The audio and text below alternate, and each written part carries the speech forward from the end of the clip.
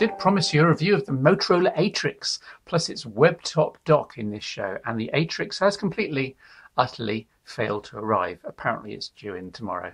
The good news is that the PR company are also sending along the multimedia dock, which means I should be able to demo the whole caboodle in Phone Show 147. Anyway, time was ticking along and there's been a mountain of news and new releases in the last couple of weeks. So what better way to entertain you than a fact-filled tour of what you've been missing if you've been on holiday or taking it easy this August.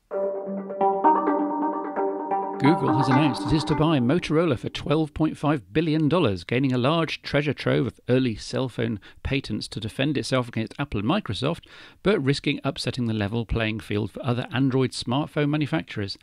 It's an interesting move. Google has said that Motorola will be run as a separate entity, at least in the short term, meaning that the rollout of the new Defy Plus should happen as planned. As you might think, the Defy Plus is a successor to the popular little ruggedized Defy. The changes are all under the hood with a 1 GHz processor, Android 2.3 from day one, and 2 GB of internal system storage. Oh darn it, I'm wanting this device all over again now. Nokia has released its big Symbian OS update for all the existing Symbian 3 smartphones, including the E7 and 8. Highlights include a new portrait QWERTY keyboard, a revamped web browser, a more conventional draggable home screen system, and truckloads of optimizations and bug fixes. Good stuff. Go grab your over-the-air update now. In a move which hasn't really surprised anyone, but which is still significant, HP has announced it's to discontinue all webOS smartphones, making the pre-3 somewhat stillborn. It's a crying shame for what was an elegant and powerful OS, but it has proved yet again that software can't exist in a vacuum. You need a complete ecosystem from hardware designs through the OS, through to apps and services. Orange has launched its latest ZTE rebrand, the Monte Carlo Android, the follow-up to the very popular San Francisco. It's starting at £150 on pay-as-you-go, has a 4.3-inch screen, 5-megapixel camera, 800 meg processor, and runs Android 2.3.4. Quite a lot of Android hardware for the money, I think. Samsung has unveiled its first ruggedized Galaxy smartphone, the Galaxy X Cover, running Android 2.3. It's IP67 certified, meaning it's protected against dust and dirt and can be submerged in water up to a meter. The Galaxy X Cover has a 3.6-inch display, a 3.2-megapixel camera with LED flash, and the other usual specs. Sony Ericsson has put out the Live, due for Q4 this year across the world, a new Android 2.3 smartphone with dedicated Walkman features. An otherwise unremarkable slab with a 3.2-inch half VGA display, it comes with a Walkman button to call up the device's music player. The Live, promisingly, has stereo speakers with, quote, X Loud, plus there's an extensive suite of music utilities. As per usual, there's a 5-megapixel camera and 720p HD video capture.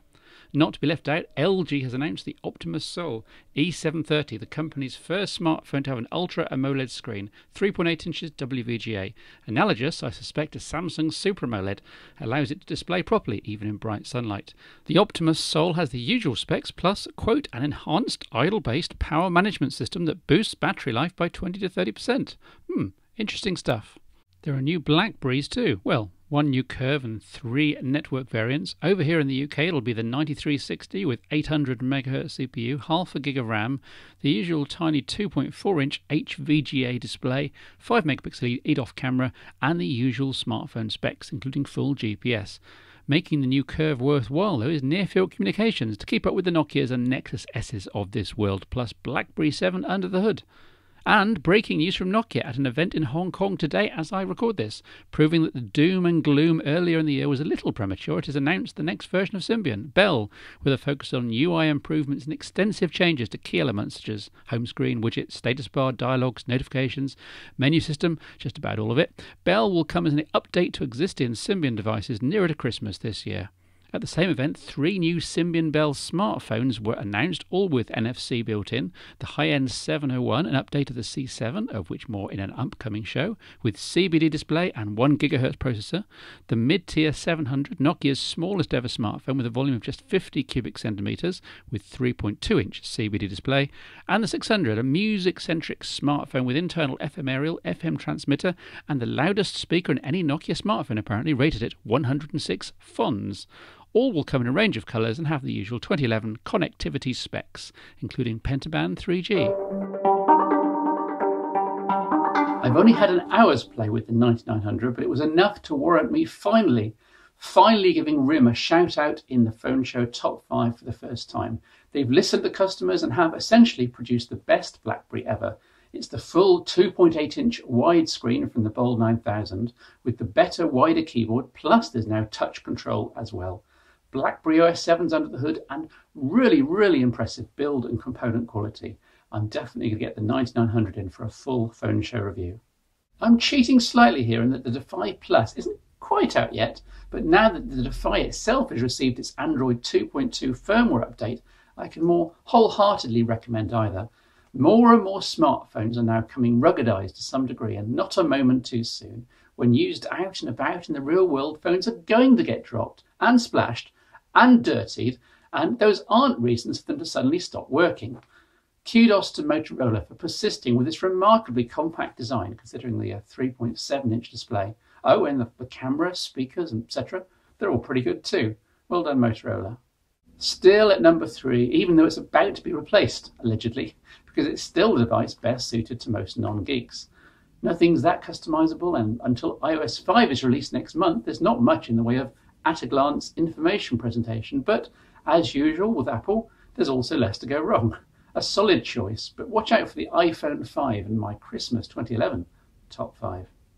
Even with its huge camera focus, pun intended, the Nokia N8 was perhaps due a slight demotion in my quarterly top 5, but then it went and got a big OS and interface update in Symbian Anna, as I reported earlier, plus a super camera app update demoed here, with even smoother video and full continuous autofocus, which keeps it way up in my estimation still. Yes, Symbian still lacks elements of what is considered by many in 2011 to be an essential part of the smartphone ecosystem, but come on, the N8 is the ultimate Swiss Army knife phone that really can replace a lot of other consumer electronics. And the N8 is unbelievably cheap these days. I've seen it for £230 or so, unlocked online, under half the price of the iPhone 4. But still number 1, and not just in my reckoning, is the SGS2, which is almost literally the best at everything in the world right now. With the largest, clearest screen and the fastest processor, plus a very recent Android build, and some neat Samsung additions, and it even gets within striking distance of the Nokia N8 on the camera and camcorder front, astonishingly. This is still the smartphone to beat, and it's now a lot more affordable by many people. Just make sure you keep it super thin and slippery form in a nice grippy case. This is a by the by, but it did catch my eye in a curious way. We're used to super phones costing £500 some free. The iPhone 4, the Galaxy S2, the Atrix and so on. We're used to mid-range smartphones, the Nokia N8 and C7, the HTC Hero at around £300. We're even used to budget smartphones at £50 or so on pay-as-you-go. The Samsung Europa is a great example. But with a built-in torch, a nice clear display, a surprisingly loud speaker that knocks spots off the one in the HTC superphones, and with quite a few little software extras, here's a phone for free. Now, this is not free on a contract. This is free completely. Or at least my mum-in-law picked up one of these, the Nokia 1800, up online for a penny. Yes, that's a penny. I was a little careless in my retail habits. I ended up paying £8 for this review unit, but you get the idea. To put it into perspective, even at £8 you could buy over 60 of these for one iPhone.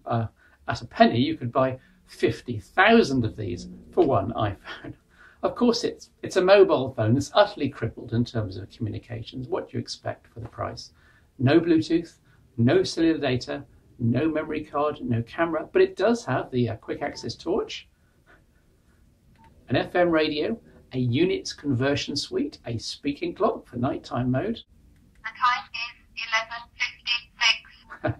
A reminders utility, 3 licensed mobile games, a spreadsheet, hardwired for daily and weekly expenses tracking, a stopwatch, a countdown egg timer utility, plus the usual messaging, clock and calendar functions, plus a screensaver system with lovely random option and various key-locked clock options, making this a really good timepiece. Oh, I should just demonstrate the speaker I was talking about earlier. This is the FM radio. It's really rather fabulous quality. Better speaker than most of the £400 smartphones I've tested. And plus, there's a battery that lasts basically forever because you won't be using it for that much, it's true. And it's as tough as nails because there's nothing to break. Okay, the Nokia 1800 isn't a phone for any of you to put your main SIM card in, but picking one up for free or nearly free for emergency use, power cuts, or for a kid or elderly relative could be a really good move. It's just what my mum and dad need, for example, and it would make a great my first phone for a 7 or 8 year old, all without your wallet breaking any sweat at all.